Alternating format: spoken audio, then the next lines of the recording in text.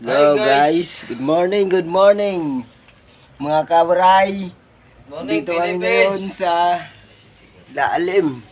Yung ginawa namin kahapon, nanggal namin yung transmission, propeller. Yan, nanggal namin. Tapos nanggal namin yung clutch booster. Sunod namin yung power shifter, tinanggal namin. Kasi para may baba namin yung transmission. Yan, yan siya.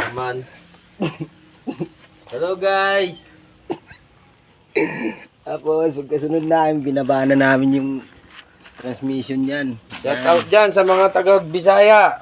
Samar ba? Taga Samar.